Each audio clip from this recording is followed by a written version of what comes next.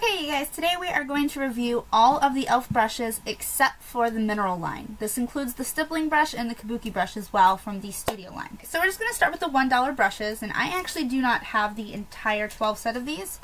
I do, however, have multiples of some of my favorites. I will say about these brushes is these are fantastic for the price. These are the best $1 brushes you're going to find.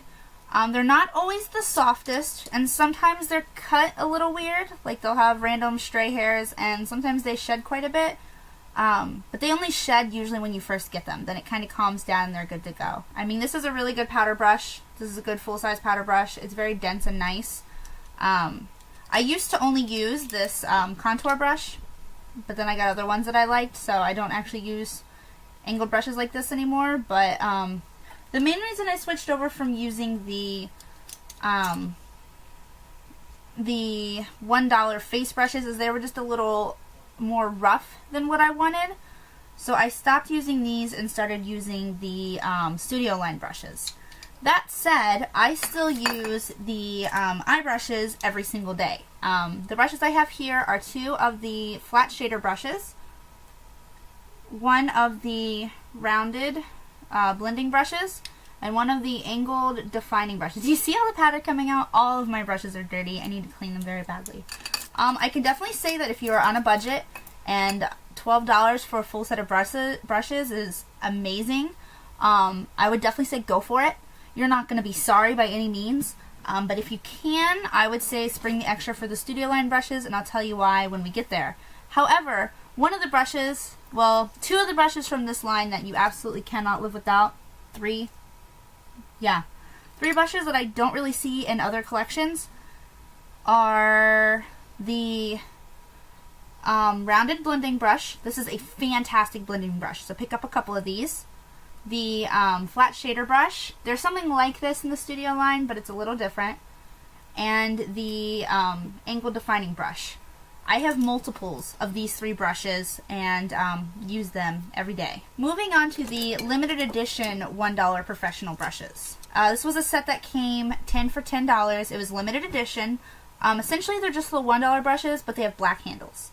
And they are a little different bristle-wise and brush-wise. So we have the Flawless Face Brush is what I think this is. Yeah, Flawless Face Brush. I do not like this brush. Do you see how floppy that is?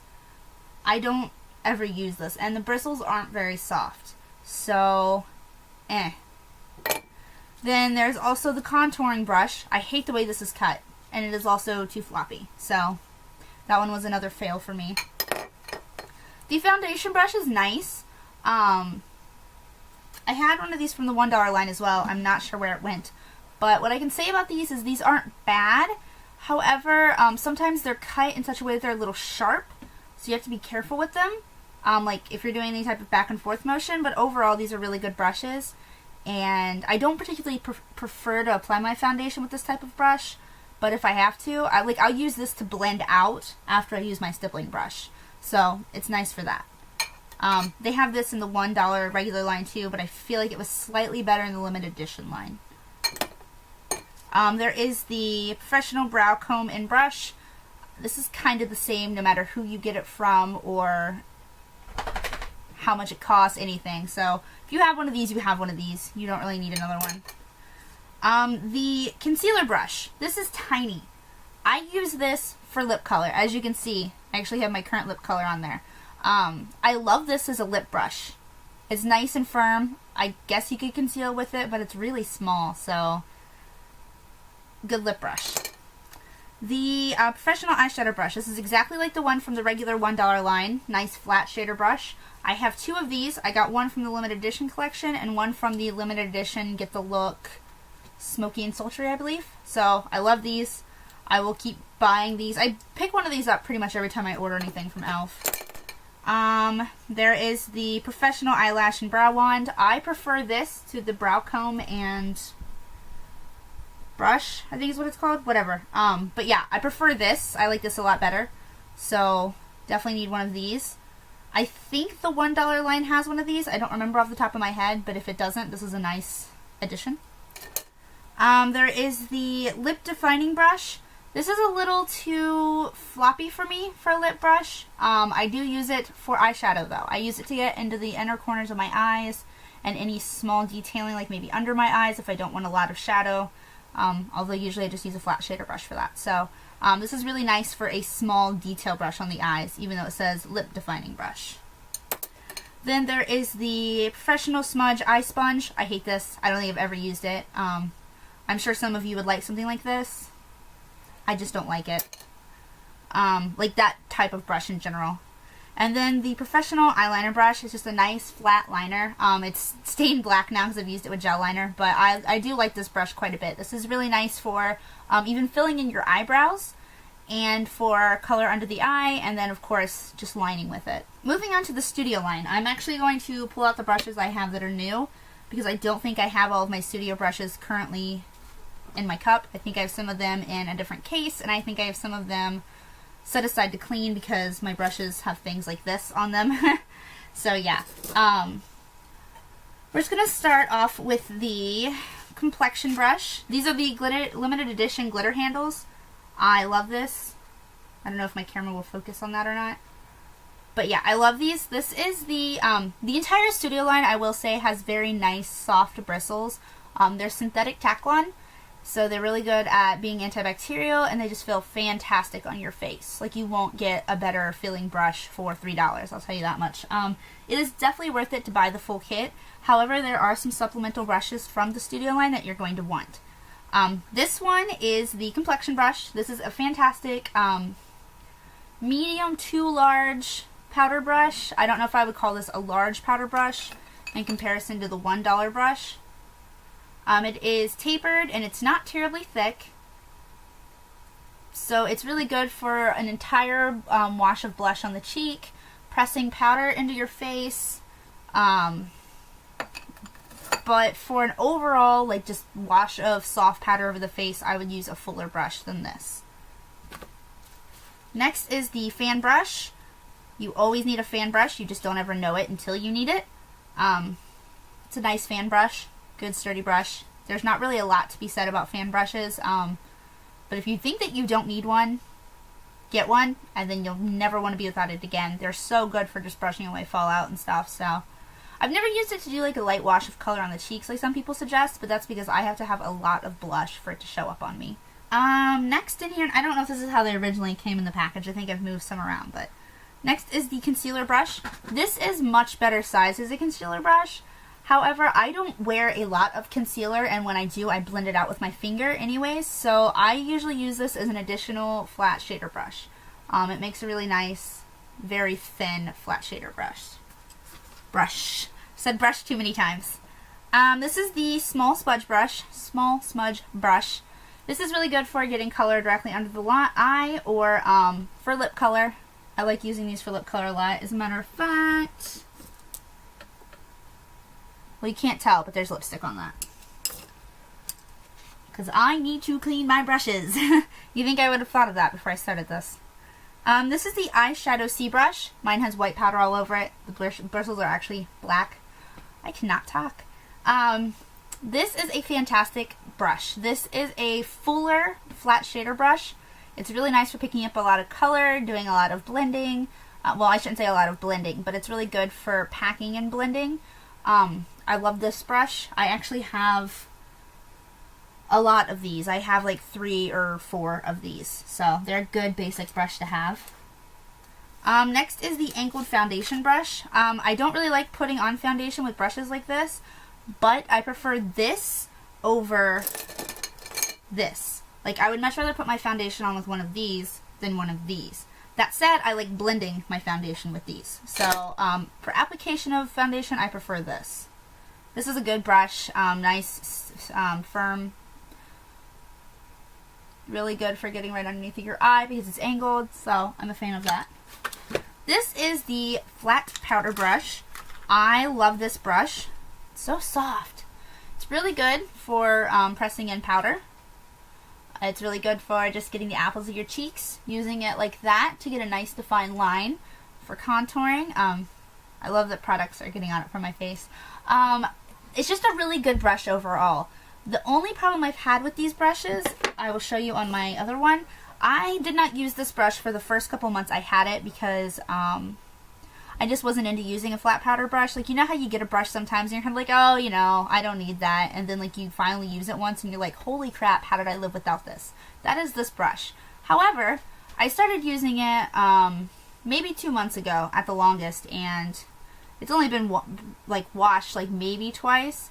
And I like have proper brush care. I leave my brushes. Usually with this, I would probably actually stand this up to dry instead of laying it down. I take really good care of my brushes, and it's not like my bristles are falling out. So I'm guessing this is a problem from the factory, because do you see this? I don't know if you can see that, but this is like completely loose. Like, I have to keep shoving it back on there.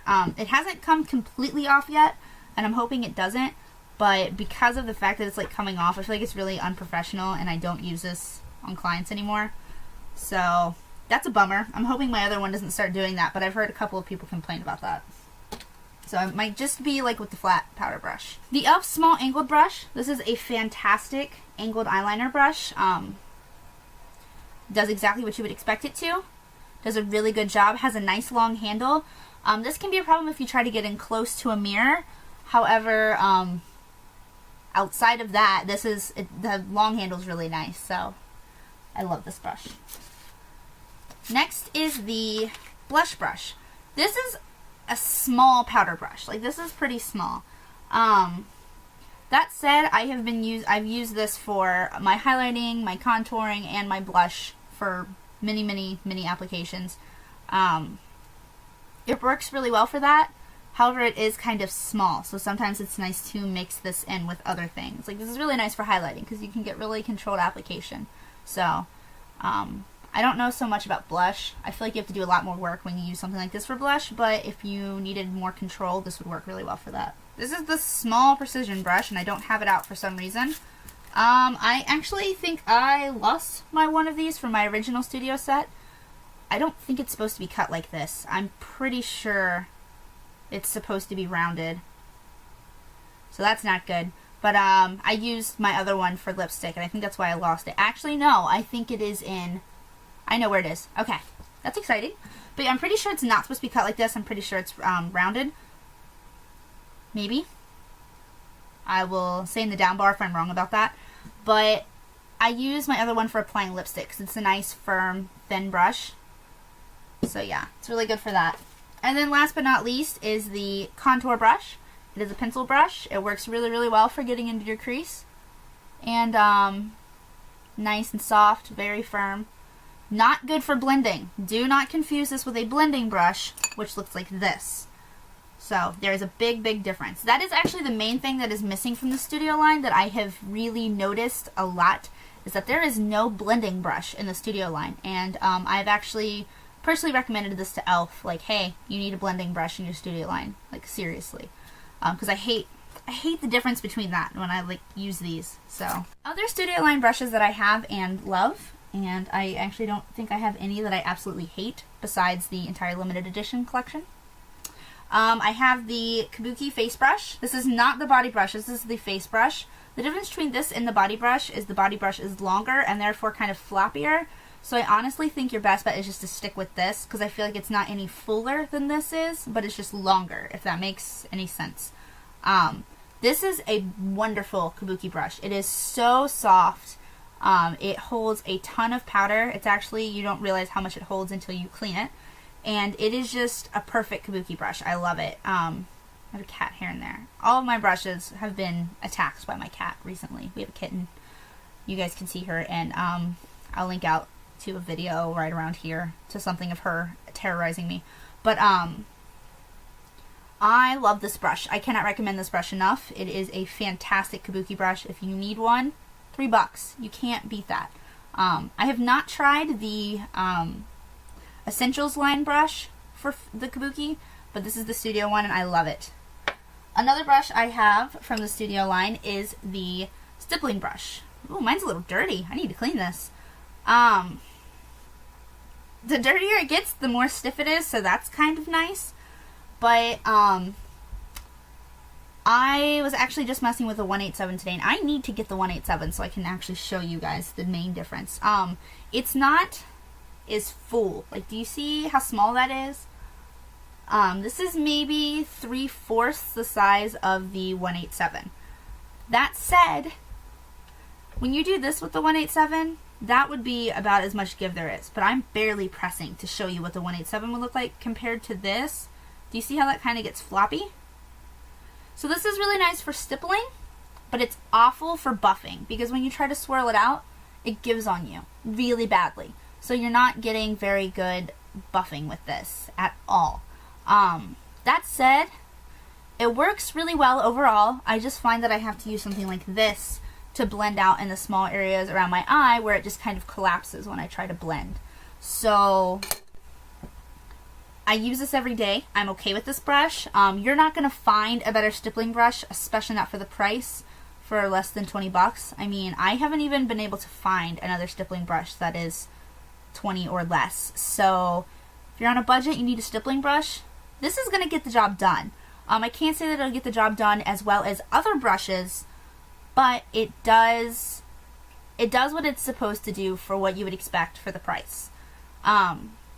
Unfortunately, I don't usually say that about e.l.f. brushes. Usually the price isn't like a huge factor when I talk about quality and satisfaction. But with this, I feel like if I paid 50 bucks for this, I would be pissed. I didn't. I paid $3. I don't even think I paid $3. I think I paid $1.50 because it was on a half off sale. So how can I possibly be mad about a $1.50 stippling brush that's a little less dense than I would like, you know? So that said, you're not going to find a better stippling brush for the price.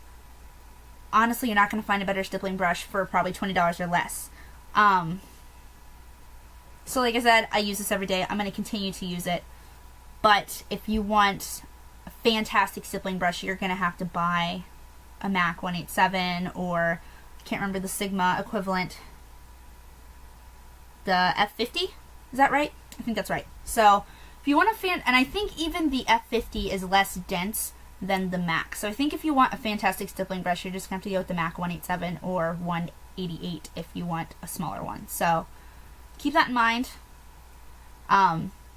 You'll be a lot happier purchasing this if you don't expect the performance of a 187. But yeah, I mean, this exceeds what you would expect from a $3 stippling brush. And with that said, if you would like to try out the e.l.f. stippling brush, I bought an extra one to give away. So all I'm going to ask from you guys, you have to be a subscriber. Click that button. I think it's like right around here. Maybe it's on this side. I don't know. Somewhere up here it says subscribe. Click on that button. And then down below, I want you to comment on this review. I want you to tell me what you thought of the review. Tell me how you feel about e.l.f.'s brushes. Tell me about your experience with the stippling brush. Or if you don't have one, obviously you can't. And that's why you're entering for the giveaway. And only one comment per user. And then from the people who comment, I will use that for the giveaway. And you have to be 18 or older or have your parents' permission. US only. And I am going to end this giveaway in probably a week. I think that sounds about right. So if you guys would like to try your own stippling brush out, just comment below. Tell me what you thought of the review and subscribe. Alright, that's about all I have for you guys today. Stay tuned to my channel. I'm going to be posting a vlog probably tonight as well with some very exciting information. Alright, you guys. Bye.